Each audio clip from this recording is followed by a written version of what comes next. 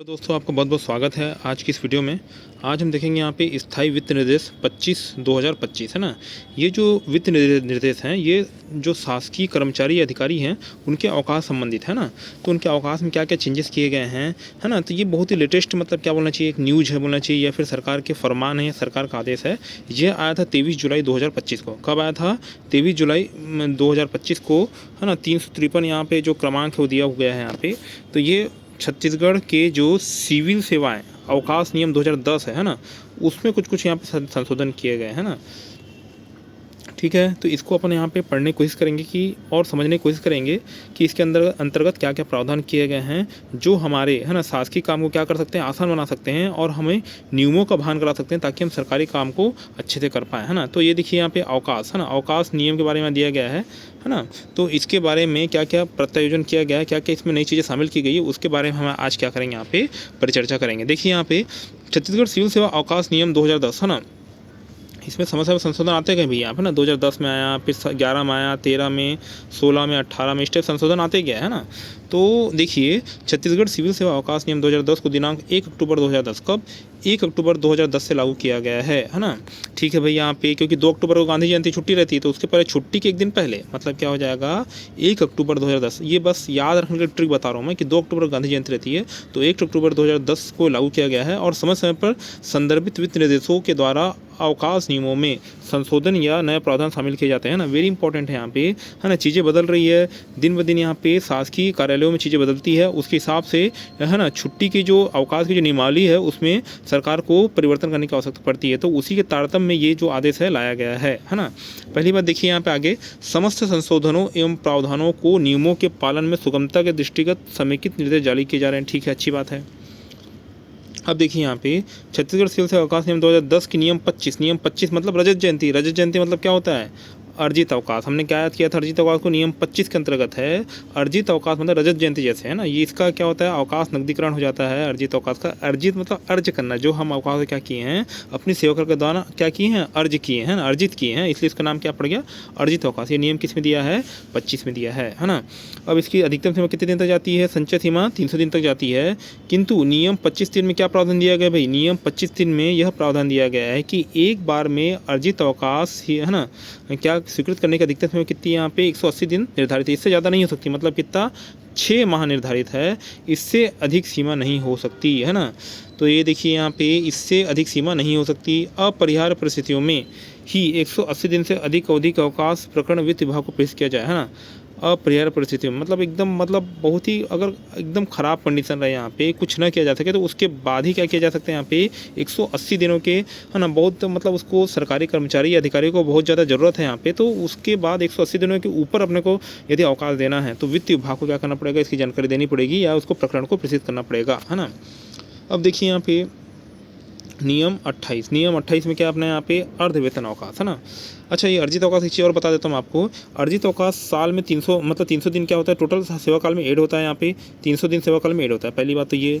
दूसरा चीज़, इसको 180 दिन से अधिक स्वीकृत नहीं किया जा सकता है ना। उसके देखिए 300 दिन से ऊपर होने पर क्या होने लगता है? ये लैप्स होने लगता है ना। यह साल में कितने दिन मिलता है? 30 दिन जुड़ता है, एडअप होता है। एक तो होता है 1 जनवरी को ऐड होगा यहाँ पे। कब होगा? 1 जनवरी को ऐड होगा यहाँ पे। और दूसरा कब होगा? अगले 6 महीने मतलब क्या हो जाएगा यहाँ पे 1 जुलाई को एड अप हो जाएगा ना। तो ऐसे करके 15 दिन क्या होता है? ऐड होता है। ये हो गई बात है ना।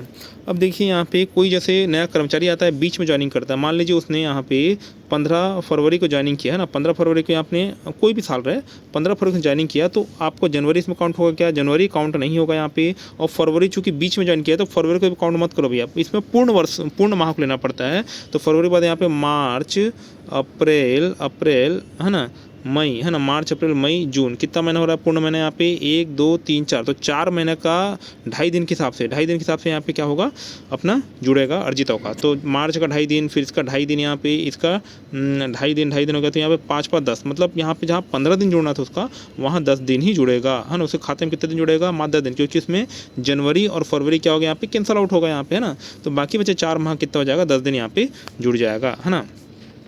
ये हो गया भाई, ये इन्फॉर्मेटिव चीज़ इसलिए मैंने बता दिया।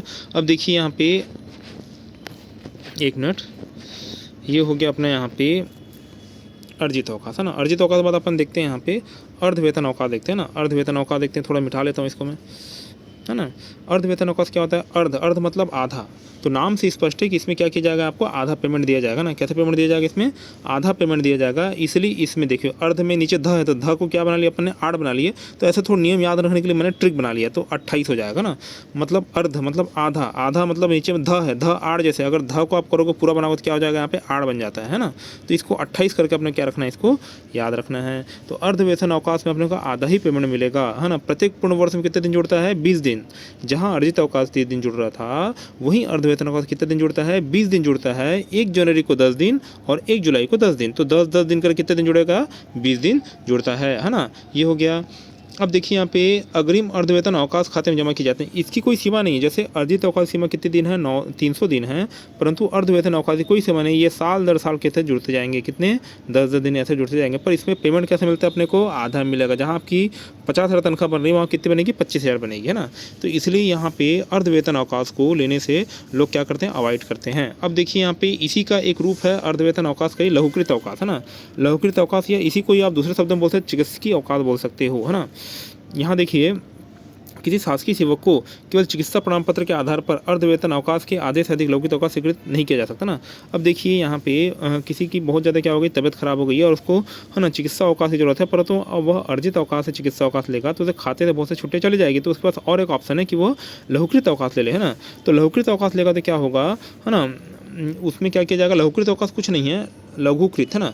लघुकृत अवकाश कुछ नहीं है। इसमें क्या की जाती है? छुट्टियाँ जो काटी जाती हैं वह अर्धवेतन अवकाश से ही काटी जाएगी। मान लीजिए वेतन अवकाश में आपका, है ना, कितने दिन जुड़ गया यहाँ पे? मान लीजिए यहाँ पे 500 दिन जुड़ गया है ना। 500 दिन आपका अर्धवेतन अवकाश जुड़ गया है। अब आपने लघुकृत अवकाश कितना ले लिया भाई? यहाँ पे लघुकृत अवकाश आपने लिया, है ना, कितने दिनों का लघुकृत अवकाश आपने लिया? यहाँ पे 100, मान लो आपने लघुकृत अवकाश लिया 100 दिन का, है ना। आपके मतलब यहाँ पे मैंने बोला, ध्यान समझिएगा, इसको बहुत इंपॉर्टेंट है। अर्धवेतन अवकाश कितना है अपने यहाँ पे? 500 दिन। मैं थोड़ा सा इसको मिटा लेता हूँ तो आपको समझने में आसानी जाएगी, है ना। 1 मिनट रुकिए, थोड़ा सा मिटा लेता हूँ, इसको समझने में आसानी जाएगी। अब देखिए ना, ये जो मैंने बोला लघुकृत अवकाश, लघुकृत अवकाश नियम किस में दिया है? 29 में दिया है ना। नियम 29 में। तो लघु, तो ल घू, घू, घू का यहाँ पे जो ये मात्रा है इसको मैंने 9 बना लिया, तो 9 से 29, तो ये अपने को रूल अपना याद हो गया भाई, है ना। देखिए लघु का मैंने रूल बनाया 29, है ना। अब देखिए यहाँ पे क्या बोल रहा है ना, लघुकृत अवकाश। तो लघुकृत, मान लीजिए आपके, है ना, जो अर्धवेतन अवकाश है, अर्धवेतन कितना जमा है आपके खाते में? 500 दिन जमा है। अब आपको बहुत सा मेडिकल इमरजेंसी आ गई और आप क्या कर रहे हो? मेडिकल भत्ते के हिसाब से, है ना, मेडिकल भत्ते के हिसाब से क्या कर रहे हो? यहाँ पे लघुकृत अवकाश ले रहे हो। तो लघुकृत अवकाश में कितना लिया? यहाँ पे 100 दिन, है ना, 100 दिन लिया। तो लघुकृत अवकाश में आपको पेमेंट पूरा मिलेगा। फायदा ये है कि इसमें आपको पेमेंट पूरा मिलेगा, पर आपकी छुट्टियाँ इससे काटी जाएगी। किससे, है ना, किससे काटी जाएगी भाई? यहाँ पे अपना अर्धवेतन अवकाश से, है ना। अर्धवेतन अवकाश छुट्टियाँ काटी जाएगी, वो भी डबल काटी जाएगी। तो 100 दिन आपने छुट्टी ली है तो आपको 200 दिन काट लेंगे भाई यहाँ पे, है ना। 200 दिन काट लेंगे। भले ही इसमें पेमेंट पूरा मिला लघुकृत अवकाश में, पर छुट्टी कितने दिन काट लेंगे भाई? 200 दिन। अब 500 आपका लघुकृत अवकाश, उसमें कायदे 100 दिन कटता, है ना। जो 500 आपका अर्धवेतन अवकाश था, कायदे 100 दिन कटना चाहिए था, पर उससे अब क्या कटेगा? यहाँ पे 200 दिन कटेगा। मतलब उसका प्रत्युत्तर में आपको देखिए, इसमें पेमेंट क्या मिलता है? आधा मिलता है ना। इसमें पेमेंट क्या मिलता है? आधा मिलता है। और लघुकृत अवकाश पेमेंट पूरा मिलेगा, फुल पेमेंट मिलेगा यहाँ पे, परंतु छुट्टियाँ जो काटी जाएगी वह किससे काटी जाएगी यहाँ पे, है ना, किससे काटी जाएगी भाई? यहाँ पे अर्धवेतन अवकाश से काटी जाएगी। तो आपने 100 दिन यहाँ पे क्या लिया था? लघुकृत अवकाश लिया था, तो उसको डबल मतलब 200 दिन छुट्टी से काट ली जाएगी। मतलब 500 में से 200 गया, आपको कितना बचेगा? 300 दिन। मतलब आपके, है ना, किसमें? आपके अर्धवेतन अवकाश में 300 दिन छुट्टियाँ ही बचेगी, है ना। 300 दिन छुट्टियाँ ही बचेगी, है ना। तो ये हो गया भाई। संपूर्ण सेवा अवधि में अधिकतम 180 दिनों तक ही अर्धवेतन अवकाश स्वीकृत किया जाता है ना। और चिकित्सा कारणों के आधार पर ही स्वीकृत किया जाता है यहाँ पे। हाँ, यदि कोई एक विशेष मुद्दा हो या फिर आपको कोई पाठ्यक्रम करना हो, यहाँ पे किसी में आपको ज्वाइनिंग लेना हो यहाँ पे, तो पाठ्यक्रम जो सरकारी विभाग से लोक हित में बहुत ज़्यादा इंपॉर्टेंट है, तो उसके लिए भी आप यहाँ पे लघुकृत अवकाश ले सकते हो। परंतु, है ना, परंतु क्या हो जाएगा यहाँ पे? आपकी छुट्टियाँ किससे काटी जाएगी यहाँ पे, है ना, अर्धवेतन अवकाश ही काटी जाएगी, है ना। तो उसके लिए आपको अनुमोदित किया जा सकता है पाठ्यक्रम के लिए। कोई आप पाठ्यक्रम, अनुमोदित पाठ्यक्रम कर रहे हो तो उसके लिए भी लघुकृत अवकाश दिया जा सकता है ना। जहाँ शासकीय सेवक के लघुकृत अवकाश स्वीकृत किया गया हो, सेवा से त्यागपत्र देता है ना, अथवा उसके निवेदन पर सेवा में वापस लौटे बिना स्वैच्छिक सेवानिवृत्ति हो जाए। मतलब मान लीजिए वो यहाँ पे पाठ्यक्रम पढ़ने गया है, उसको दूसरी नौकरी लगे तो उधरी उधरी सेवा में त्यागपत्र दे दिया यहाँ पे और स्वैच्छिक सेवानिवृत्ति दे दी, है ना। तो यहाँ दिक्कत ही हो जाएगी भाई। यहाँ पे क्या दिक्कत होगी? है ना, लघुकृत अवकाश को अर्धवेतन अवकाश के समान समझा जाएगा ना, लघुकृत अवकाश को अर्धवेतन अवकाश समान समझा जाएगा तथा लघुकृत अवकाश एवं अर्धवेतन अवकाश के संबंध में अवकाश वेतन के मध्य अंतर की राशि है ना। अब क्या कर रहे हो आप यहाँ पे लघुकृत अवकाश को अर्धवेतन अवकाश में कन्वर्ट कर रहे हो और पूरा पेमेंट दे रहे हो, तो इसके अंतर की जो राशि यहाँ पे उसको वसूल किया जाएगा ना, क्योंकि आपने क्या कर दिया है, त्यागपत्र दे दिया है, शैक्षिक सेवानिवृत्ति ले ली है यहाँ पे, तो आपका जो अंतर की राशि उसको वसूल किया जाएगा। परंतु ऐसी वसूली नहीं की जाएगी यदि सेवानिवृत्त शासकीय सेवक अस्वस्थता के कारण आगे की सेवा के लिए अनुपयुक्त या फिर वो क्या हो गया यहाँ पे, या फिर उसकी मृत्यु हो गई है ना। अब यहाँ पे वो लंगड़ा हो गया मान चले कोई शासकीय सेवक, तो उसके लिए क्या ही वसूली करोगे भाई यहाँ पे, तो अस्वस्थता के कारण कुछ दिक्कत आ गई उसको या फिर दिमाग काम करना बंद कर दिया, तो उस स्थिति में वसूली नहीं करनी है। पर दूसरे विभाग में सेवा छोड़ के चले गया भाई यहाँ पे, है ना, तो उसमें वसूली आपको करना पड़ेगा, है ना। ये हो गया। अब अदेय अवकाश, है ना, अदेय अवकाश मतलब क्या हो जाएगा यहाँ पे, नियम 30, है ना। अदेय अवकाश उस अर्धवेतन अवकाश तक सीमित होगा। अब देखिए यहाँ पे, है ना, अब उसके मान लीजिए खाते में अर्जित अवकाश भी नहीं है, अर्धवेतन अवकाश भी नहीं है ना, और उसके बाद क्या बोला मैंने यहाँ पे और कौन सा अवकाश है एक, है ना, अर्धवेतन अवकाश भी नहीं है, लघुकृत अवकाश भी नहीं है। अब उसके बाद तो मामला खत्म हो गया भाई, यहाँ पे उसको पेमेंट कैसे मिलेगा। तो इसके लिए सरकार ने नियम लाया है यहाँ पे, नियम 30, है ना, अदेय अवकाश। अब इसमें क्या होगा, आपके पास कोई अवकाश शेष नहीं है ना, तो आपको क्या करना, आपको तनख्वाह भी चाहिए भाई यहाँ पे, अवकाश नहीं, तो उसके लिए एक अच्छा यहाँ पे अवकाश नियम है, इसको अदेय अवकाश को यहाँ पे उधारी का अवकाश बोलते हैं, उधारी का अवकाश सॉरी, इसे क्या बोलते हैं अपन, उधारी का अवकाश बोलते हैं। इसमें वर्तमान में तो छुट्टी दे दी जाएगी, पर इसका समायोजन लास्ट में जब आपको छुट्टियाँ एडअप होगी उससे माइनस कर लिया जाएगा ना। जब आपकी छुट्टियाँ क्या होगी बोला मैंने यहाँ पे, एडअप होगी, तो इससे क्या कर लिया जाएगा, माइनस कर दिया जाएगा। तो ये अदेय अवकाश बहुत अच्छा है, इसको आप वर्तमान में लो और बाद में छुट्टी को क्या करा दो, जब आपको जुड़ेगा सेवा अवधि के दौरान तो उसको वहाँ से माइनस कर देना। तो अदेय अवकाश अर्धवेतन अवकाश तक सीमित होगा, है ना, यह क्या होगा, अर्धवेतन अवकाश तक सीमित होगा, वो जो उसके द्वारा भविष्य में अर्जित किया जाना संभावित है। मतलब अर्ध अवकाश में जो यहाँ पे जमा पूंजी होगी उसी से काटा जाएगा।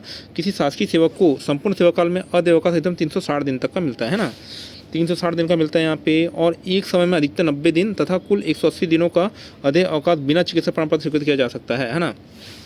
एक समय 90 दिन अधिकतम ले सकते हो, 180 दिनों का अवकाश बिना चिकित्सा प्रमाण पत्र के, और 100 प्लस 180 दिन का अवकाश चिकित्सा प्रमाण पत्र साथ स्वीकृत किया जा सकता है। ये हो गया भाई यहाँ पे नियम नंबर 30, बहुत अच्छा है। वर्तमान में ले लो, बाद में चुकाते रहो, है ना। 360 दिन मिलेगा, 90 दिन तक आप ले सकते हो एक साथ, है ना। उसके बाद 180 दिन बिना चिकित्सा प्रमाण पत्र मिल जाएगा, और अगर बाकी बचा 180 दिन लेना है तो वह क्या मिल जाएगा आपको, चिकित्सा प्रमाण पत्र के साथ मिलेगा। यदि शासकीय सेवक सेवानिवृत्ति तात्पर्य देता है या उसके निवेदन पर सेवा से क्या वापस लौटे बिना स्वैच्छिक सेवानिवृत्ति ले लेता है ना, फिर से वही वाला केस आ गया, त्यागपत्र और स्वैच्छिक सेवानिवृत्ति, है ना, तो वो उसका अदेय अवकाश निरस्त कर दिया जाएगा ना, और त्यागपत्र तथा सेवानिवृत्ति तिथि में उसका, है ना, और यह उसका त्यागपत्र सेवानिवृत्ति तिथि उस तिथि से प्रभावशील मानी जाएगी जिस तिथि से उसने ऐसा अवकाश प्रारंभ किया है ना। तो यहाँ मान लीजिए यहाँ पे वो अदेय अवकाश में है और बीच में ही काम छोड़ क्या कर चला जाता है, वो वापस काम में आता ही नहीं है, तो उसकी जो सेवानिवृत्ति तिथि उस दिन से काउंट होगी जिस दिन से उसने अदेय अवकाश लिया है भाई यहाँ पे ना, उसको इसका परिणाम भुगतना पड़ेगा, सदंड भुगतना पड़ेगा। उसकी उस दिन से यह छुट्टी स्वीकृत मानी जाएगी यहाँ पे, सॉरी, ये उस दिन से उसका सेवानिवृत्ति या त्यागपत्र स्वीकृत माना जाएगा जिस दिन से उसने अवकाश लिया है ना।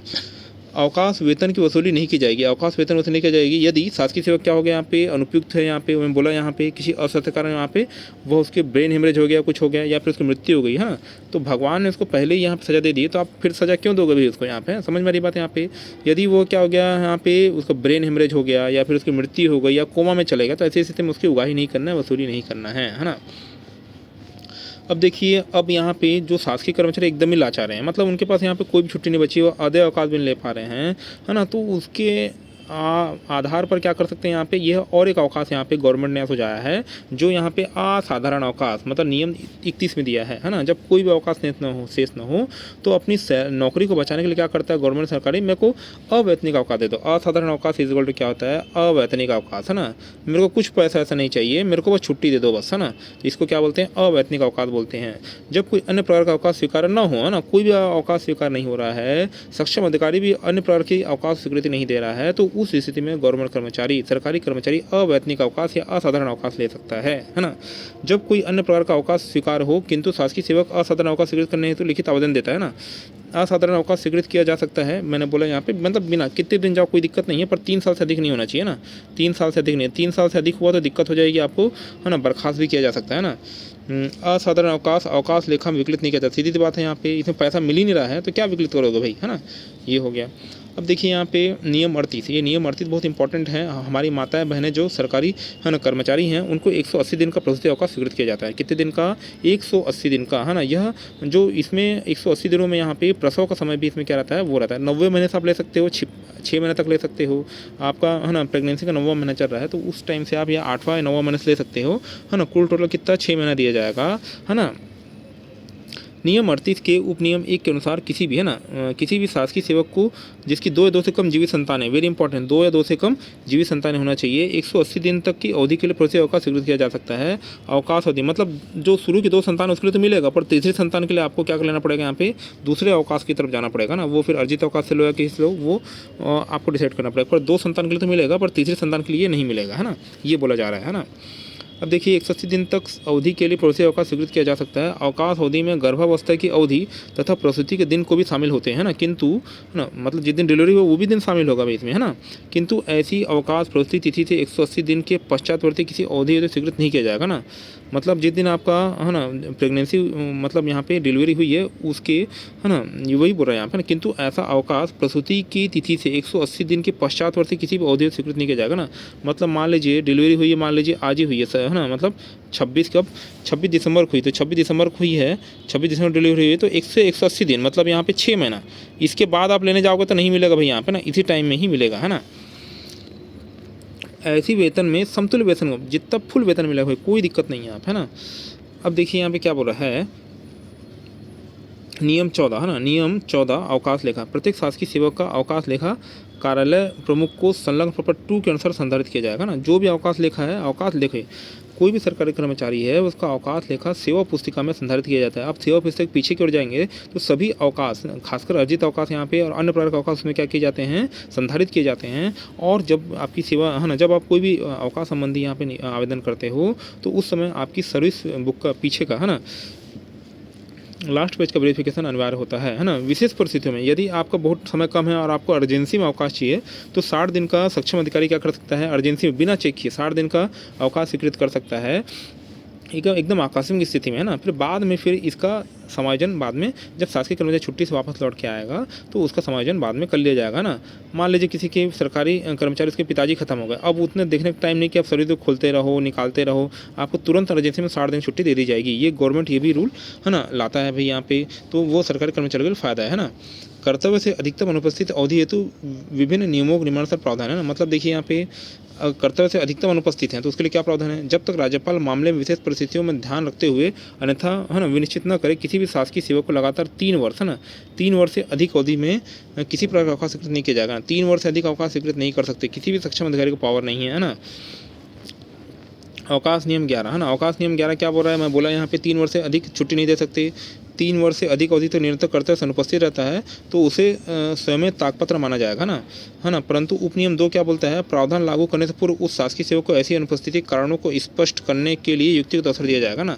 फिर सीधा केस कहाँ जाएगा, राज्यपाल के पास जाएगा। 3 साल से ऊपर हो गया तो मतलब त्यागपत्र माना जाएगा इसको और वो केस राज्यपाल के पास चले जाएगा, है ना। आप राज्यपाल के पास गुहार लगाओगे तभी कुछ हो सकता है, नहीं तो नहीं, है ना। फिर भी इसमें एक उपनियम 2 जोड़ा गया है कि, है ना, आपको युक्तियुक्त अवसर दिया जाएगा ना। ठीक है, आपने अपने 3 साल अनुपस्थित रहे, अगर आपको उसमें वैलिड रीजन है तो यह, है ना, रोका जा सकता है ना। तो हर नियम का एक तोड़ होता है, वैसे ये तोड़ है ना उपनियम 2।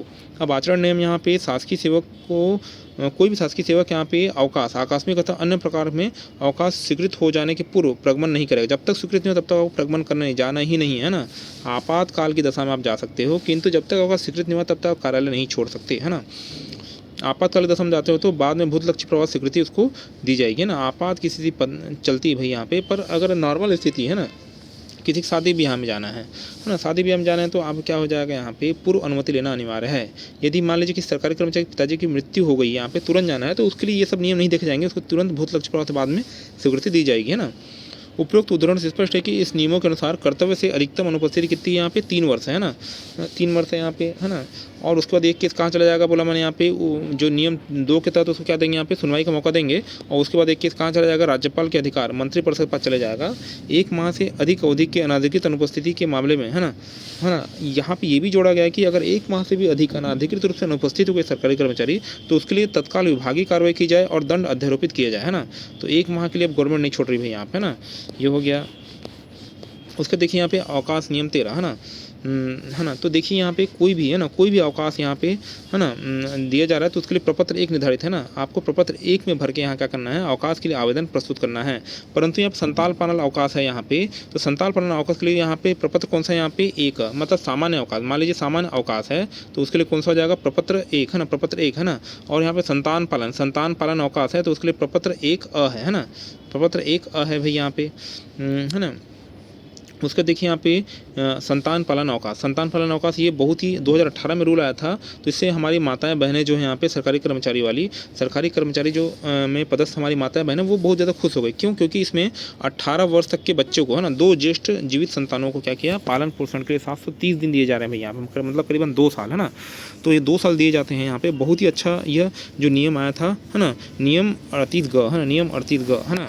तो क्या हो जाएगा, 730 दिन का अवकाश दिया जाएगा। 1 वर्ष में 3 बार से अधिक नहीं दिया जा सकता। न्यूनतम 5 दिन दिया जाएगा ना, न्यूनतम 5 दिन।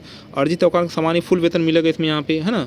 और 3 सप्ताह पूर्व आवेदन करना पड़ेगा है ना, इसके लिए 3 सप्ताह पूर्व आवेदन करना पड़ेगा। परंतु रिटायरमेंट टाइम में जब अवकाश लेते हैं आप है ना, तो उसके लिए 6 माह पूर्व है ना आवेदन करना पड़ता है जनरली है ना। पर इसमें कितना है, यहाँ पे 3 सप्ताह पूर्व आवेदन करना पड़ेगा है ना। और 10 दिन से कम अवधि है ना, तो 3 सप्ताह वाली सीमा को शिथिल किया जा सकता है। 10 दिन से कम ले रहे हो भाई, क्या 3 सप्ताह है ना, फिर तो आप ले लो तुरंत ही है ना, कोई दिक्कत वाली बात नहीं है ना। इसको अवकाश लेख में विकलित नहीं किया जाएगा, ये अलग से इसका अवकाश खाता खोला जाएगा ना। ये तो अलग नियम भाई, 2018 में नया रूल आया है ना। अब देखिए यहाँ पे अवकाश अवधि के लिए अवकाश में प्रस्थान करने के ठीक पूर्व लागू दर है ना, मतलब जो दर चल रही है उसी दर से आपको पेमेंट मिलेगा। फुल पेमेंट जन प्रमाण पत्र लगेगा आपको, क्योंकि 18 प्लस देखना पड़ेगा, 18 वर्ष तो नहीं हुआ भाई है ना। जन प्रमाण पत्र लगेगा। इसके लिए यहाँ पे आवेदन को आवेदक पत्र में कॉलम 10 में है ना अवकाश का स्पष्ट कारण देना होगा कि क्यों जा रहे हो है ना। बच्चे की पालन पोषण के लिए, मतलब बच्चे की परीक्षा है, बीमारी है या कुछ अन्य कारण उसको दर्शाना पड़ेगा उसमें है ना। 4 अक्टूबर 2018 में आया था यहाँ पे, इसके द्वारा संशोधित किया गया था है ना।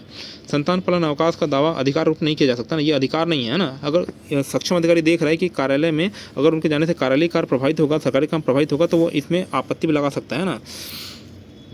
अब देखिए यहाँ पे अवकाश के पहले या बाद में पड़ने वाले राजपत्रित साप्ताहिक अवकाश स्वयं अवकाश का संयोजित माने जाएंगे तथा अवकाश अवधि में पड़ने वाले ऐसे अवकाश संतान पालन अवकाश गणना में शामिल किए जाएंगे। मान लीजिए यहाँ पे शनिवार रविवार, आप सोमवार से जा रहे हैं ना, सोमवार से जा रहे हैं यहाँ पे, शुरू में शनिवार रविवार पड़ गया तो शनिवार रविवार पड़ गया तो कोई दिक्कत नहीं है यहाँ पे, इससे कोई फर्क नहीं पड़ता। फिर आप शुक्रवार के आप आ गए तो गुरुवार शुक्रवार भी अवकाश में कोई फर्क नहीं पड़ता ना।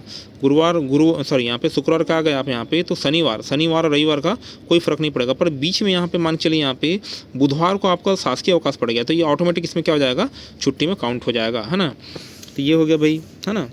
अब देखिए संतान पालन ली गई अवधि, यहाँ पे संतान पालन का शेष कितना बचा है, अधिकारी का हस्ताक्षर, ये सब चीज़ यहाँ पे रहेगी, ये सब चीज़ यहाँ पे रहेगी है ना। छत्तीसगढ़ सिविल सेवा अवकाश नियम 2010 के 41 के अनुसार, ये उतना इंपॉर्टेंट नहीं है, कितने दिन वही दिया है ना। ठीक है, यहाँ पे नियम 11 3 वर्ष यहाँ पे मैंने बता चुका हूँ पहले यहाँ पे है ना। यहाँ पे एक चीज़ और देखना अपने को, एक अपन यहाँ पे नहीं लिया गया यहाँ पे दत्तक पुत्र है ना, दत्तक है ना, दत्तक जैसे आप दत्तक ग्रहण अवकाश है ना, दत्तक ग्रहण अवकाश यहाँ पे है ना, दत्तक यदि आप ये अवकाश दिया जाता है यहाँ पे 135 दिन है ना, 135 दिन शासकीय कर्मचारी दिया जाता है। इसमें क्या होता है कि आप क्या कर रहे हैं, आप बच्चे गोद ले रहे हैं ना, आपके यहाँ बच्चे नहीं हैं, आप बच्चे गोद ले रहे हैं। तो 1 साल से अगर छोटे बच्चे को ना, 1 साल से छोटे बच्चे को आप कानूनी रूप से यहाँ पे क्या करते हो, यहाँ पे है ना उसको ग्रहण करते हो, उसको अपने बेटा बनाते हो, तो क्या हो जाएगा इसमें फिर है ना, इसमें क्या मिल जाएगा आपको 135 दिन का अवकाश क्या किया जाएगा, स्वीकृत किया जाएगा। इसको दत्तक ग्रहण अवकाश उसको बोलते हैं, दत्तक ग्रहण अवकाश इसको बोलते हैं ना। तो ये हो गया 135 दिन दिया जाता है भाई यहाँ पे। अब से एक एजुकेशन है ना, अध्ययन अवकाश मिलता है, अध्ययन अवकाश ये मिलता है कि आपकी जो है ना कि आप जैसे कुछ कोर्स करने जा रहे हो जो शासन के हित में है, जो सरकारी काम में फ़ायदा पहुंचाएगा, तो आपको 12 माह से 24 माह है ना 12 माह 24 माह तक यहाँ पे क्या किया जा सकता है, अध्ययन अवकाश दिया जा सकता है। अगर आप पीएचडी कर रहे हैं ना, पीएचडी कर रहे हैं तो पीएचडी की स्थिति में आपको है ना 28 माह से 36 माह तक है ना, 36 माह तक आपको अध्ययन अवकाश स्वीकृत किया जा सकता है ना। वेरी इंपॉर्टेंट भाई अध्ययन अवकाश है ना। मान लीजिए आपने है ना, एक चीज़ और बताना था यहाँ पे कि आपने क्या किया, यहाँ पे अनापत्ति प्रमाण पत्र दिया है, आप यहाँ मान चलिए AG2 की पोस्ट में हो और आपका क्या हो जाए प्रमोशन पीएससी के थ्रू है ना। यदि आपका सिलेक्शन हो जाए पीएससी के थ्रू, यहाँ पे आबकारी इंस्पेक्टर में हो जाता है ना, आबकारी इंस्पेक्टर में हो जाता है, तो आपने बाकायदा क्या दिया है यहाँ पे अनापत्ति प्रमाण पत्र लिया है, तो आपका जो भी यहाँ पे जो भी अवकाश शेष थे या जो भी आपकी यहाँ पे सेवा अवधि है वो इसमें जाके क्या हो जाएगी, यहाँ पे जुड़ जाएगी, कोई दिक्कत नहीं है ना।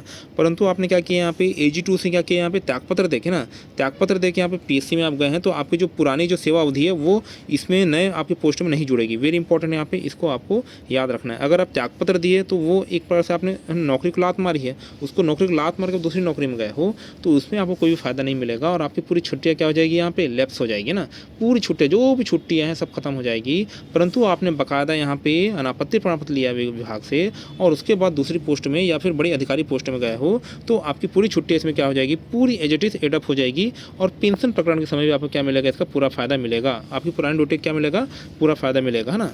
तो आशा करता हूँ कि आपको मेरे द्वारा समझाई गई सभी चीज़ें आज समझ में आई होगी, है ना। वीडियो में बने रहने के लिए आपको बहुत बहुत धन्यवाद। आपका दिन क्या हो, शुभ हो।